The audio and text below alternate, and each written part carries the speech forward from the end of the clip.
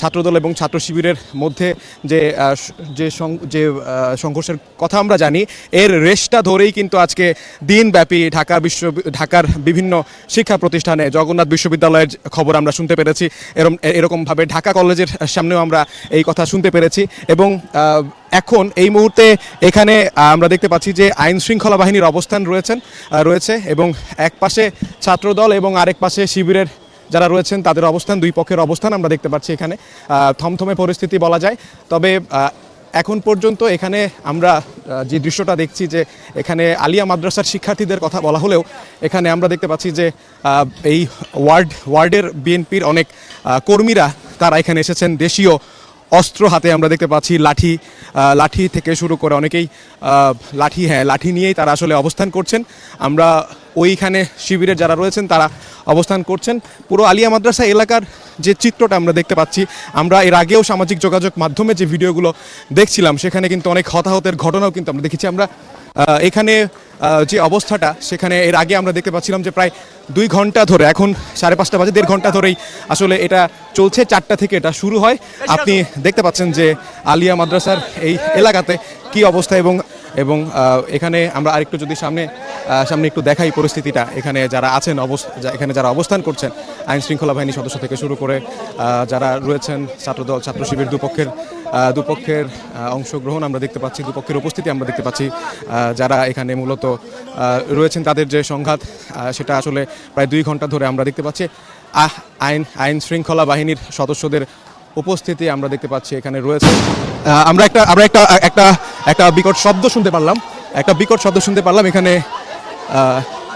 এখানে এই মাত্রই এখানে ককটেল বিস্ফোরণ বলা যেতে পারে, ককটেল বিস্ফোরণ হয়েছে এবং এই মাত্রই সেটা হলো। এখানে একেবারেই থমথমে পরিস্থিতি বিরাজ করছে আলিয়া মাদ্রাসার সামনে একেবারেই থমথমে পরিস্থিতি বিরাজ করছে। যারা এখানের শিক্ষার্থী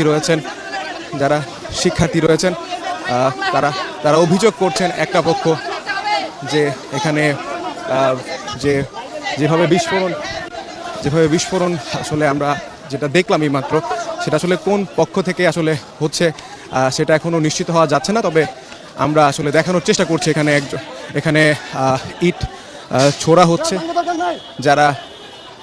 যারা আসলে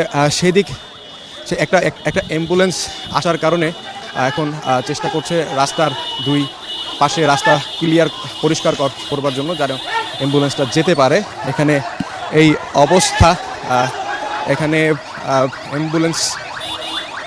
অ্যাম্বুলেন্সের জন্যই আসলে তাদের এই তোড়জোড়, তারা রাস্তা ছেড়ে দিয়েছেন, অ্যাম্বুলেন্স যাচ্ছেন। আপনি জানেন যে আসলে ঢাকার এই বকশীবাজার এলাকায় আসলে এই আলিয়া মাদ্রাসার অবস্থান এবং খুবই গুরুত্বপূর্ণ একটি সড়ক জুড়ে আমরা দেখতে পাচ্ছি যে আজকের এই ঘটনাকে কেন্দ্র করে সড়কেও এর একটা প্রভাব পড়েছে।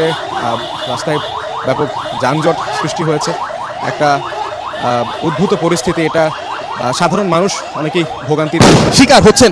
আমরা আরও একটি বিস্ফোরণের শব্দ শুনতে পারলাম এই মাত্রই, কিন্তু এটা আসলে কোত্থেকে আসলে এই বিস্ফোরণ বা কারা এটা করছে এখন পর্যন্ত আমরা নিশ্চিত হতে পারছি না।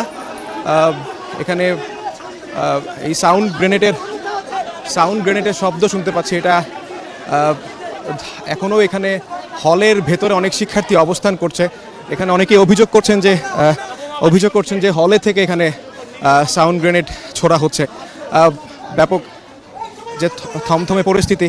হ্যাঁ, এখানে আমি যদি একটু দেখাই, এখানে বিএনপির যারা রয়েছেন তারা স্লোগান দিচ্ছেন, এখানে অভিযোগ তুলছেন শিবিরের নেতাকর্মীদের উপর, শিবিরের আস্তানা গুড়িয়ে দাও, এরকম ধরনের বিভিন্ন স্লোগান আমরা শুনতে পাচ্ছি যারা আসলে দিচ্ছেন।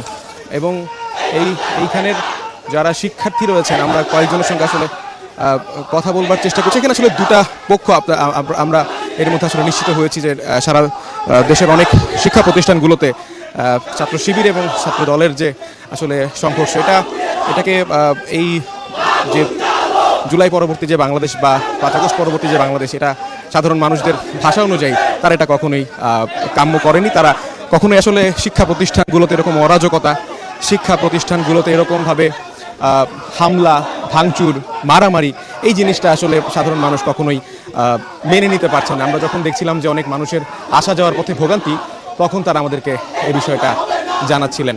এবং আপনারা দেখতে পাচ্ছেন যে এখানে আমরা আলিয়া মাদ্রাসার এই সামনে হল যেগুলো রয়েছে, সেই হলের সামনে এখন বিএনপির নেতাকর্মীদের দেখতে পাচ্ছি। এখানে আলিয়া মাদ্রাসার শিক্ষার্থীরা বা আলিয়া মাদ্রাসায় যারা আসলে ছাত্রদলের রাজনীতির সাথে জড়িত, তারা ছাড়াও আশেপাশের যত ইউনিট রয়েছে তাদেরও একটা অংশগ্রহণ আমরা নিশ্চিত হয়েছি। তারা এসেছেন আশেপাশের বিভিন্ন ওয়ার্ড, থানা, সেই বিএনপির ছাত্রদল, যুবদল, তাদের নেতাকর্মীরা এখানে এসেছেন, উপস্থিত হয়েছেন। দূর থেকেই আসলে দেখানোর চেষ্টা করছি সেই দৃশ্যটা। এখানে একজনকে ধাওয়া দেওয়া হয়েছে, সম্ভবত সে হলে ছিল, হল থেকে আসলে বের করা হয়েছে। এখানে একজন আহত হয়েছেন। কিভাবে এইটা হলো? প্রিন্সিপাল স্যার এটা পড়ছে, ইট পড়ছে, কিভাবে হয়েছে? আমরা একজন আহতকে আমরা দেখতে পাচ্ছি। তিনি বলা হচ্ছে যে তিনি আসলে এখানকার প্রিন্সিপাল। আমরা চেষ্টা করেছিলাম এটা দেখানোর জন্য, এবং তিনি মারাত্মকভাবেই আহত হয়েছেন, মাথায় আঘাত পেয়েছেন। যে আঘাত পাওয়ার কারণে তার যে সাদা পাঞ্জাবি, সেটা আমরা দেখতে পেয়েছি যে একেবারে রক্তে লাল হয়ে গেছে। আমরা চেষ্টা করেছিলাম সেই দৃশ্যটা আপনাদেরকে দেখানোর, অর্থাৎ সামনে হয়তো বা ওই হলের ভেতরে, ক্যাম্পাসের ভেতরে কিছুটা পরিস্থিতিটা অস্বাভাবিক বলা যায়। এখানে যারা আসলে দায়িত্বরত রয়েছেন তাদের সঙ্গে এই বিষয়টা কথা বললে হয়তো বা আরেকটু পরিষ্কার হওয়া যেত, যেখানে কিভাবে ওই যে শিক্ষককে আমরা দেখলাম তিনি কিভাবে আহত হলেন, এটা একটু জানার প্রয়োজন। আমরা একটু কথা বলার চেষ্টা করি। যিনি আছেন, একটু স্বাধীনকে অনুরোধ করবো। একজন শিক্ষককে আমরা দেখলাম রক্তাক্ত অবস্থায়, এই বিষয়টা একটু বলবেন। একজন শিক্ষককে দেখলাম রক্তাক্ত অবস্থায়, আপনারা মনে ভিতরেই ছিলেন, একটু জানাবেন। একটু বলেন না, কাইন্ডলি দুই একটা লাইন বলেন। আপনি কি ছিলেন সেখানে? আচ্ছা এটা একটু বলেন। আপনি কি ছিলেন? প্রিন্সিপাল স্যার অসুস্থ, দ্রুত যেতে হবে, এটা বলেই আসলে ওনারা, সম্ভবত এখানকার শিক্ষক, তারা এর বেশি আমাদেরকে আর কিছু বললো না, জানালো না। জানি না আসলে এই সম্পর্কে আসলে তারা কেন বিস্তারিত না বলেই চলে গেল, সেটা একটা ধোঁয়াশার মতোই। তবে আমরা মূলত এখন পরিচয়টা নিশ্চিত হতে পেরেছি যে উনি এখানকার প্রিন্সিপাল। সেই প্রিন্সিপাল তিনি আহত হয়েছেন। সেই আহত প্রিন্সিপালকে রিকশায় করে হাসপাতালে নিয়ে যাওয়া হচ্ছে এবং